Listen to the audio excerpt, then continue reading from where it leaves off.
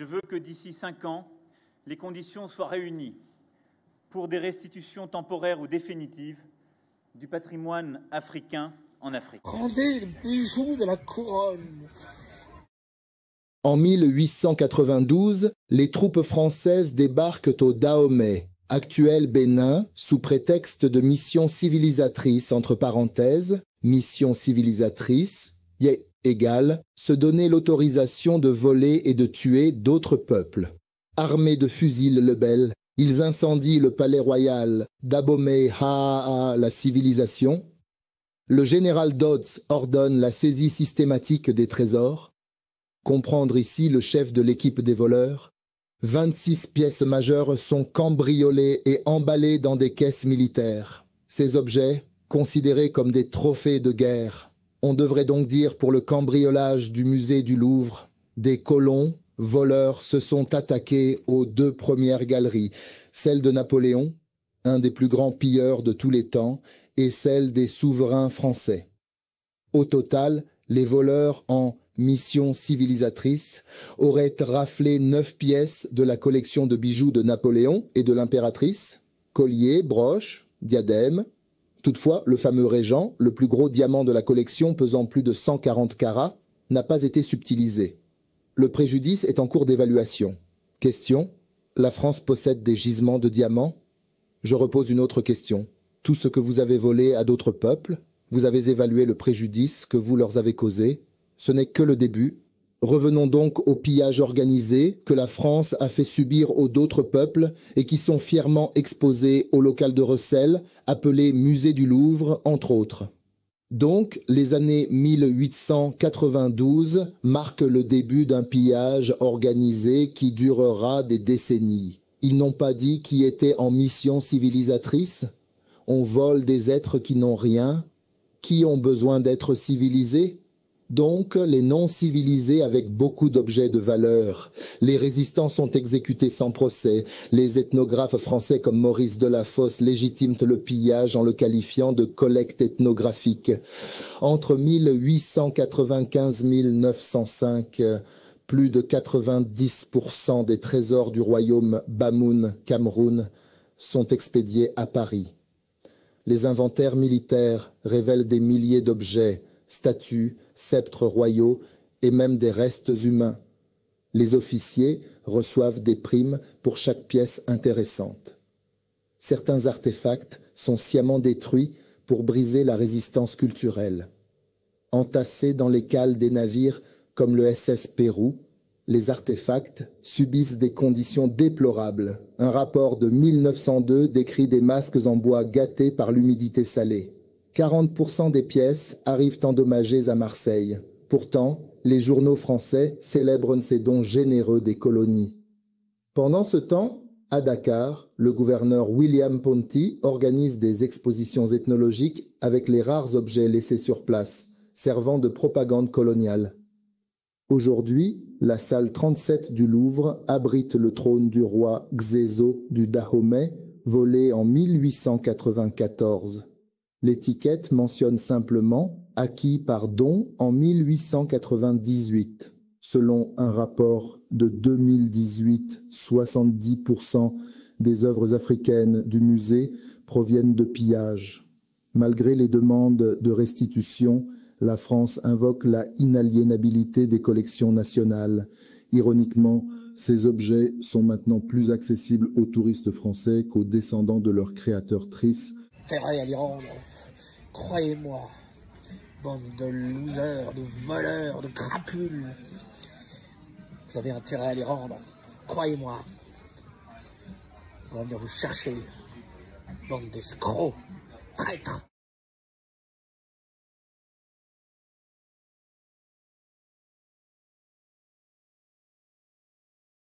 Nous faire confiance aux Africains et leur confier la liberté.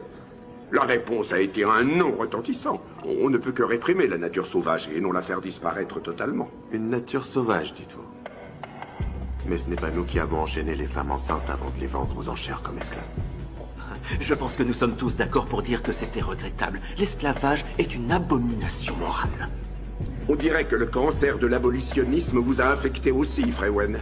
Vous souhaitez l'abolition de la gravité également? Une terre détrempée par le sang des anglo-saxons est devenue stérile à présent. C'est votre peuple qui a épuisé la terre avec votre cupidité et votre cruauté.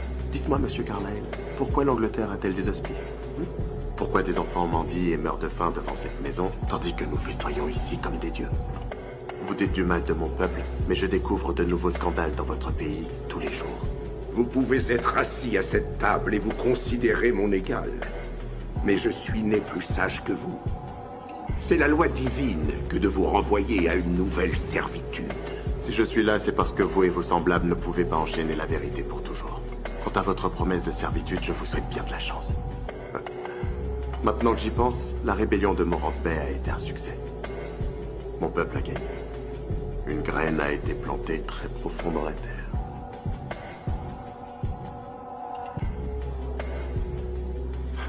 On a tellement été lavé par la colonisation. Dites-vous qu'il y a encore des Soudanais sur terre qui se croient arabes. Moi-même, avant d'arriver en Suisse, je pensais que j'étais arabe. C'est là où j'ai regardé le Camerounais, le Congolais, les gens des îles, d'autres gens qui me ressemblent plus que les Arabes que j'ai croisés ici, à savoir tout ce qui est syrien et tout. C'est quand je les ai regardés comme ça, j'ai dit, mais attends. Mais en fait, moi, je vous ressemble vous plus que...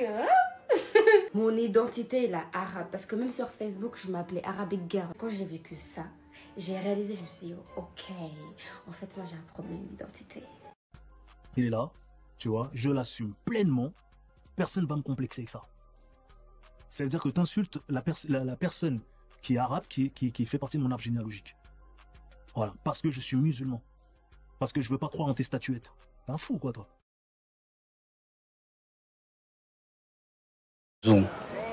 Et si vous ne la respectez pas, vous mourrez. Ceux qui ne sont pas d'accord, les hommes qui veulent s'enfuir, qui veulent se révolter, etc., amenez-le ici et sodomisez-les devant les femmes et devant les hommes.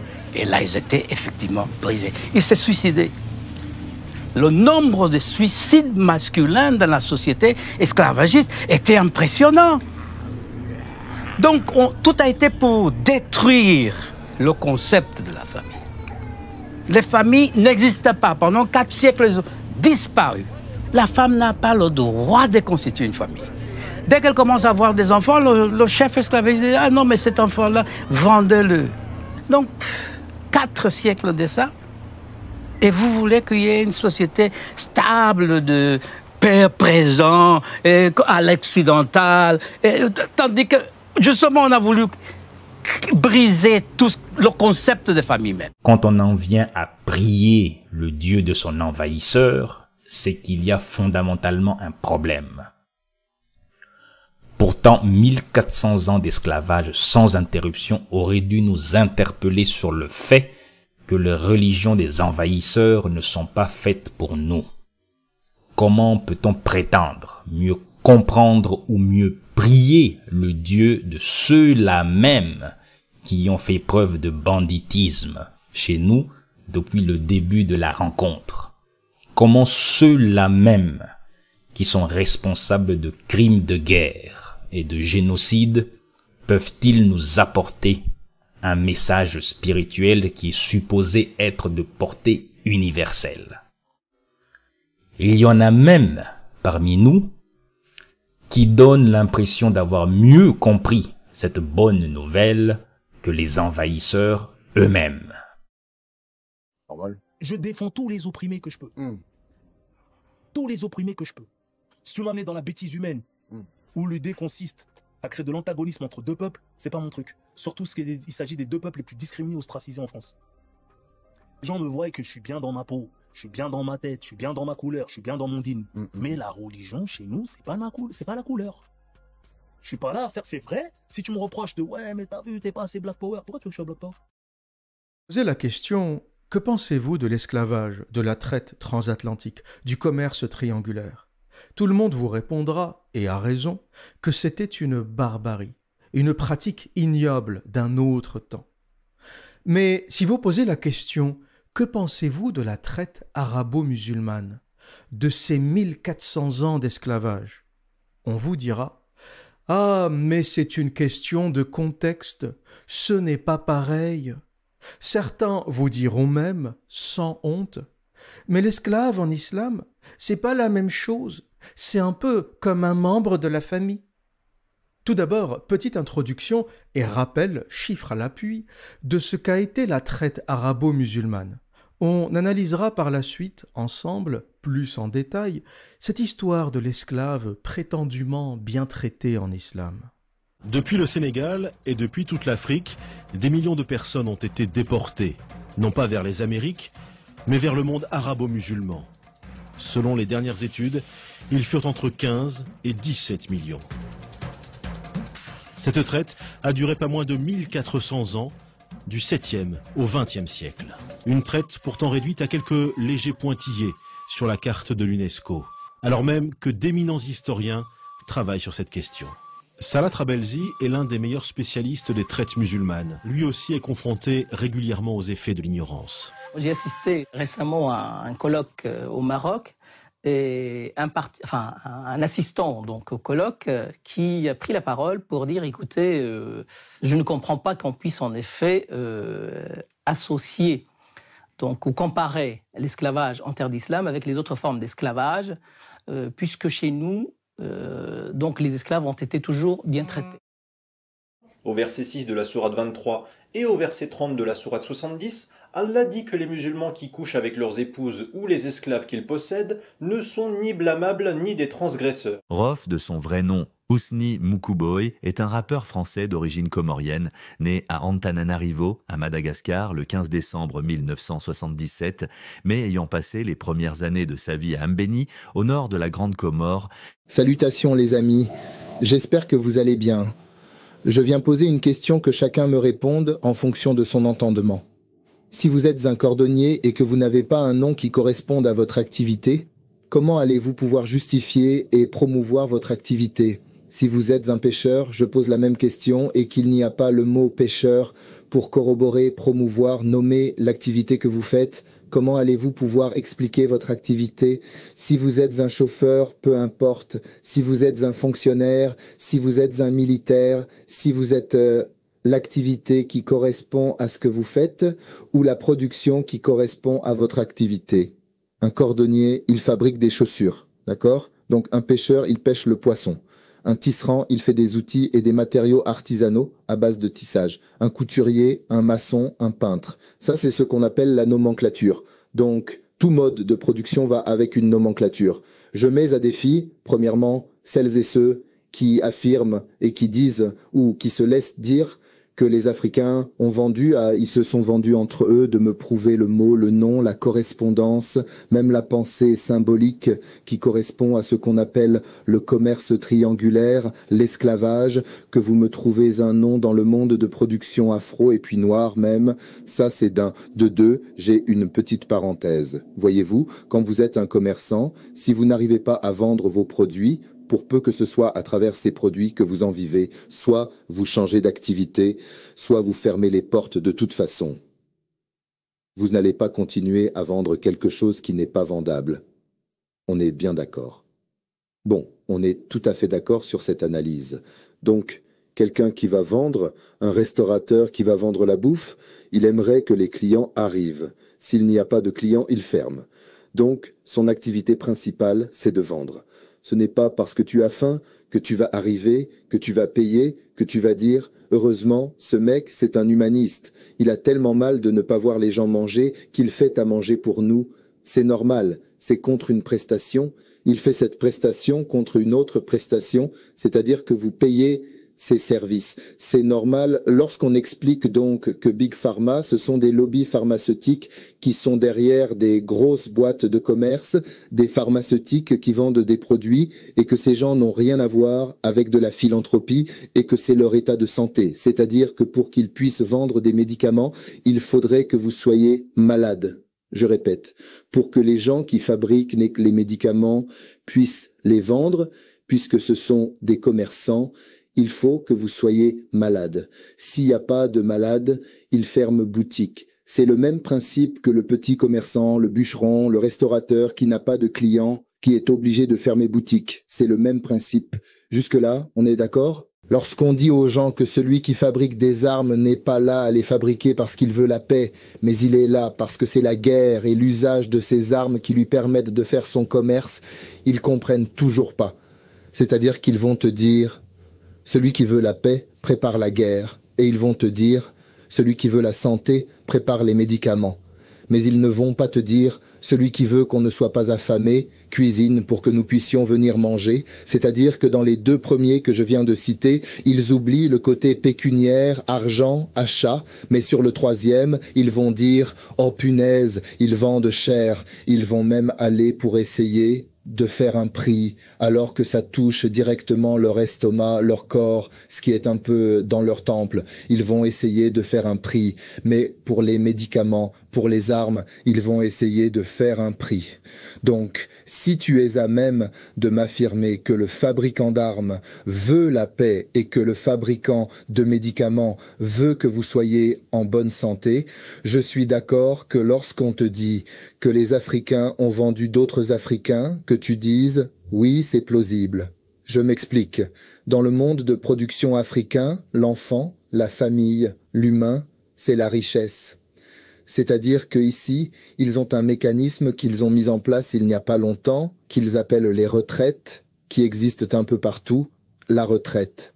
Dans le monde de production africain et la pensée symbolique de l'Africain, la retraite est émanant de ta sueur, de ton sang, c'est-à-dire que c'est ta progéniture qui prend la relève. Donc ce que vous appelez la pension retraite, ce sont les enfants. Ce sont les enfants qui prennent la suite. Et quand les aînés sont fatigués ou ne sont plus capables de s'occuper d'eux-mêmes, les plus petits s'occupent d'eux, les plus jeunes s'occupent d'eux. Vous êtes en train de me dire que le commerçant, il ne va pas s'amuser avec son capital, avec son bénéfice.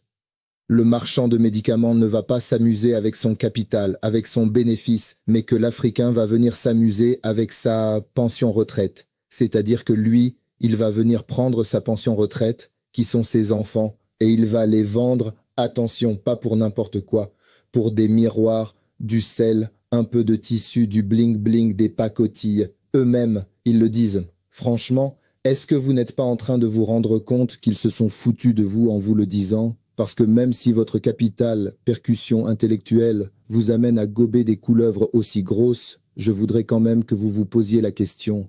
Qui, du commerçant, avez-vous accepté qu'il donne ses produits gratuitement? Pourquoi c'est l'Africain qui va venir jouer avec la chose encore plus importante que les deux premières que j'ai citées? C'est-à-dire que son capital retraite, c'est sa vie qui est c'est sa couche, c'est sa longévité qui est garantie derrière ses enfants.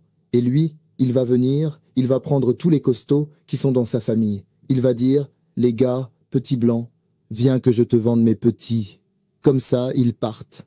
Personne ne peut plus cultiver les gens, personne ne peut plus s'occuper de moi quand je serai plus fatigué. La démographie, tout ça, qui est la richesse des Africains dans l'eau. Qui parmi vous est à même de concevoir ça dans son ciboulot? Si vous concevez ça, vous avez un problème. Je répète, si vous concevez ça, vous avez un problème. Donc, à ceux qui continuent à dire que les Africains vendaient les Africains, je vous demande simplement de changer de cerveau, changer de cervelle, changer d'estomac, changer de mode de pensée et changez-vous. Quand je dis changez-vous, c'est dans le sens premier du terme. Alors, la simple, il y a des raisons qui voudraient que le futur, on le prépare. Vous n'accordez pas cette capacité aux Africains. Ce sont les premiers à cultiver pourtant. Ce sont les premiers, même si la question de sédentarité n'est pas toujours la meilleure, ce sont les premiers à avoir plus ou moins appliqué ce qu'on appelle la sédentarité, qui a ses côtés, qui a ses imperfections, ça on n'en doute pas, mais ce sont les premiers. Et à l'époque même où ils expliquaient que l'esclavage se faisait, je vous mets à défi d'aller chercher à quoi ressemblait ce qu'ils appellent l'Africain. Parce que cet Africain était 2 fois, 3 fois, 10 fois plus développé que l'Occident. La même période où ils disent qu'ils avaient affaire à des sauvages qu'ils croisaient sur les cocotiers, à qui ils faisaient des tours de passe-passe avec des miroirs, du sel, de la pacotille. Ces mêmes gens avaient un niveau de développement 10 fois, 20 fois, 100 fois plus évolué que ceux-là même qui sont venus vous dire que les Africains se sont vendus et nous, on les a achetés. Et comme de toute façon, c'était des gens, des sauvages, quand on achetait d'autres Africains, on les sauvait parce qu'en plus, on leur permettait d'avoir le paradis. On les convertissait à l'islam, on les convertissait au Christ, au christianisme. Oh oh.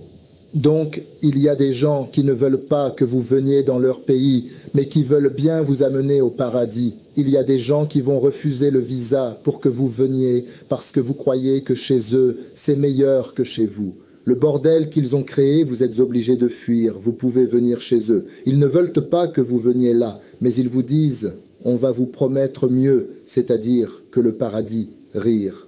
Pourquoi eux-mêmes, ils ne partent pas directement au paradis ? Pourquoi ils viennent vous vendre le paradis et eux-mêmes, ça ne les intéresse pas? Vous voyez, il y a ce petit, cet petit exercice que je voudrais que pour une fois, vous ayez le courage de faire. Et une fois que vous l'aurez fait, je suis prêt à revenir vers vous, que vous me dites, effectivement, il y a un souci et on pourra désormais en discuter. Je prends un dernier exemple. Vous avez un pâtissier, il a une très bonne recette. Vous arrivez, vous achetez chez lui et il vous dit et vous aimez, vous appréciez. Un jour, vous arrivez, vous dites « Excusez-moi, je ne serai plus dans le coin, vos pâtisseries vont me manquer. Est-ce que c'est possible d'avoir la recette, s'il vous plaît ?» Il vous dit non. Vous demandez pourquoi. Il dit « Parce que si je vous donne la recette, ce qui est logique, vous n'allez plus venir acheter. C'est évident. Non, mais en fait, je ne suis pas là. Je serai très loin. Et sinon, vous n'avez pas de la concurrence, rassurez-vous. Je suis dans une ville très loin, à des milliers de bornes par rapport à vous. Il refuse de vous donner la recette qui vous permet, au niveau alimentaire, d'avoir une certaine satisfaction gustative. Mais seuls même te pendent la Bible ou le Coran et te la donnent en disant « C'est cadeau, c'est pour toi ». Tu auras à l'infini plus de satisfaction en lisant cette Bible et en faisant ce qu'on vous dit de faire, en allant au paradis, que ce que tu me demandes là, la recette que tu me demandes. Vous croyez ces gens-là, c'est que c'est vous qui êtes le problème. Ce ne sont pas ces gens qui ont un problème, c'est vous qui avez un problème. Donc, une fois que je vous ai dit ça, je demande à ce que chacun parmi vous s'asseye et il réécoute ce que j'ai dit tranquillement. Une fois que vous l'aurez écouté, vous reviendrez pousser un dessous. On ne connaît pas l'esclavage au village. Quand je dis qu'on donne la recette à quelqu'un, on la donne véritablement. Les recettes alimentaires, les recettes des bûcherons, des forgerons, tout ça, on la donne dans le cadre de l'apprentissage. L'Occident ne donne pas ce qu'on a appelé l'Occident, parce qu'il faut savoir que Europe est un nom africain. Voilà. Et c'est l'Afrique qui a donné l'écriture à l'Occident. Et d'ailleurs, concrètement, c'est que les gens se mentent. L'Occident a toujours été, ce qu'on appelle Occident, a toujours été peuplé par les Noirs, et ça se découvre de plus en plus. Bref, c'est une parenthèse. Celui qu'on appelle le Lekonem, ça fait à peine 10 000 ans qu'il est là. Ça fait à peine, c'est beaucoup plus court, les débats sont clos, et on n'a aucun lien de parenté. Ça, c'est entre parenthèses. Je m'arrête à ça. Je vous dis donc, si les gens agissent comme ceux-là sont capables d'agir, c'est parce que nous n'avons rien à voir avec eux. Sur cette planète, il y a des êtres qui peuvent vous ressembler, mais qui n'ont rien à voir avec vous. C'est ce que moi, j'appelle des entités non humaines. Après, vous pouvez prendre le nom que vous voulez, grand bien vous en fasse. Salut. Lorsque Rof se regarde dans un miroir, alors qu'il est noir, il voit son reflet arabe musulman. Il dit que les Arabes font partie de son arbre généalogique. À titre d'information et de rappel, Rof, de son vrai nom Husni Mokuboy, est un rappeur français d'origine comorienne né à Antananarivo, à Madagascar, le 15 décembre 1977, mais ayant passé les premières années de sa vie à Mbeni, au nord de la Grande Comore. Revenons à ses propos. Il dit qu'on insulte la personne qui est arabe et qui fait partie de son arbre généalogique. Juif a été associé à une origine. Pourquoi le franc-maçon n'est pas une origine? Pourquoi le vaudou, le bouddhisme, le taoïsme, la kabbale ne sont pas des origines? À quel moment une religion telle que le christianisme est une origine? Rof nous affirme que les Arabes font partie de son arbre généalogique parce qu'il est musulman. Musulman n'est pas non plus une origine. C'est l'exemple même du déraciné. En 2017, il a été désavoué par une partie des siens. En effet, il avait été obligé d'annuler un concert car 13 personnes avaient répondu à l'appel. Son vêtement noirabe montre, je veux dire avec les écritures noirabe, en dit très long.